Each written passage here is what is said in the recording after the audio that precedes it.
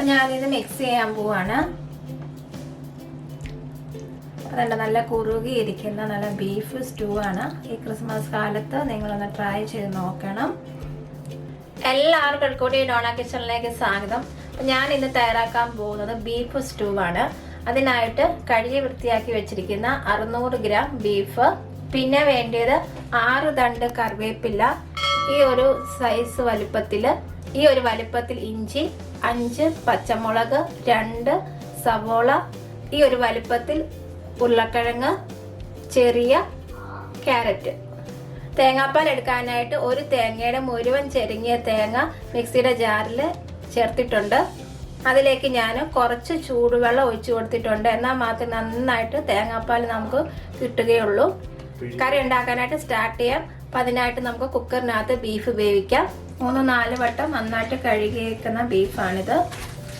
ഇപ്പം 2 പച്ചമുളക് ചേർത്തിട്ടുണ്ട്, 3 കറിവേപ്പില തണ്ടോട് കൂടി ഇങ്ങനെ ചേർക്കുവാണ്. പിന്നെ ഇഞ്ചി കുറച്ച് ഒരു ചെറിയ പീസ് ചേർക്കുവാണ്. ബാക്കി നമുക്ക് സവോള വറ്റുന്ന സമയത്ത് വേണം.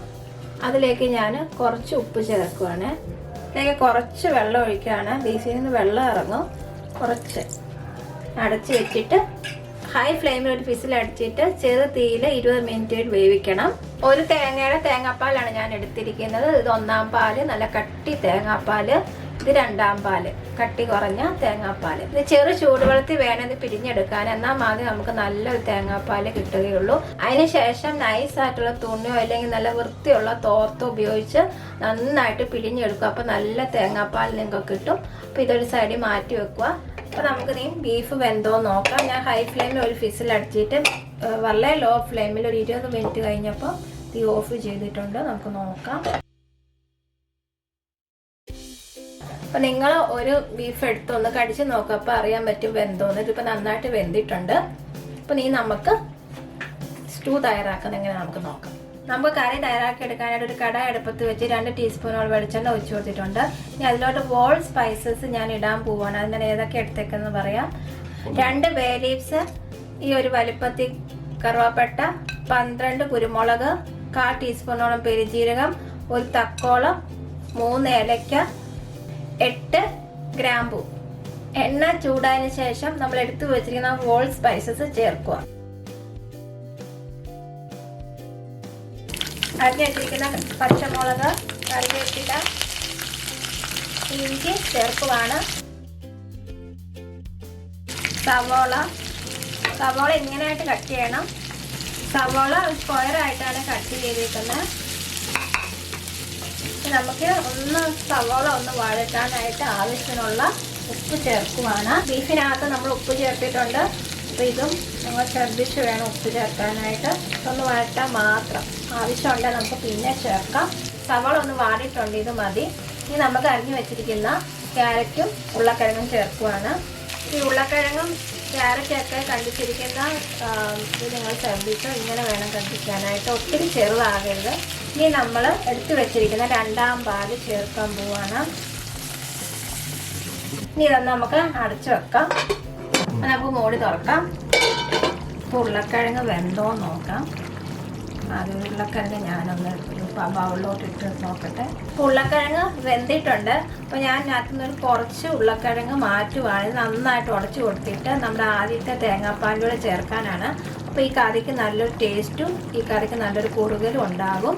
അപ്പോൾ അതുകൊണ്ട് കണക്കൊന്നുമില്ല, ഒരു കുറച്ച് ഉരുളക്കിഴങ്ങ് അങ്ങോട്ട് മാറ്റുക. 6 ഉരുളക്കിഴങ്ങ് മാറ്റിയിട്ടുണ്ട്. ഇപ്പം ഞാൻ വെന്ത കുക്കറിനകത്തിരിക്കുന്ന ഇറച്ചി ചേർക്കുവാണ്. വെന്ത ഇറച്ചിയും കൂടെ ചേർത്ത് ഒന്ന് മിക്സ് ചെയ്യുവാണ്.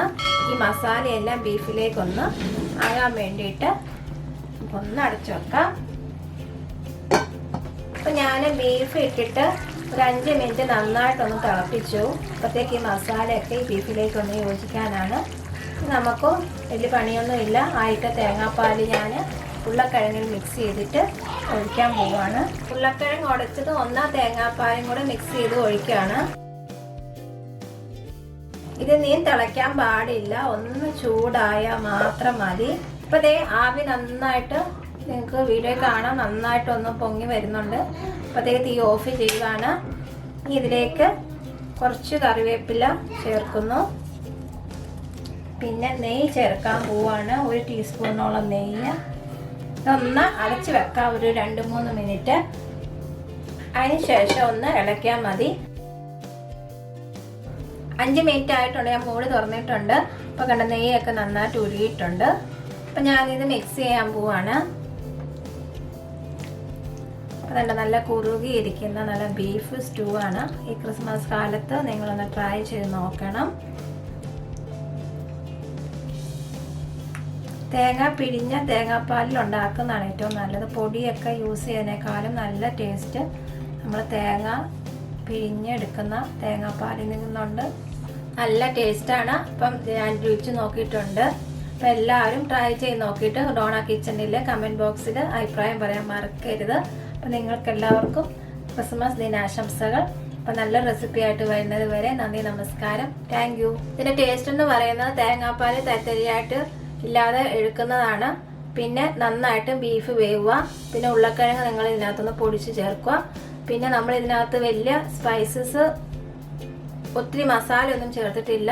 പച്ചമുളകിൻ്റെയും കുരുമുളകിൻ്റെയും ഹോൾ സ്പൈസസിൻ്റെയും ആ ഒരു ടേസ്റ്റാണ് മുന്നിട്ട് നിൽക്കുന്നത്. അപ്പോൾ എല്ലാവരും ട്രൈ ചെയ്ത് നോക്കിയിട്ട് ഫീഡ്ബാക്ക് പറയാൻ മറക്കരുത്. അപ്പോൾ എല്ലാവർക്കും നല്ലൊരു ദിവസം ആശംസിക്കുന്നു. ഇനി ഇതുപോലത്തെ നല്ല റെസിപ്പി ആയിട്ട് വരുന്നത് വരെ നന്ദി, നമസ്കാരം, താങ്ക് യു.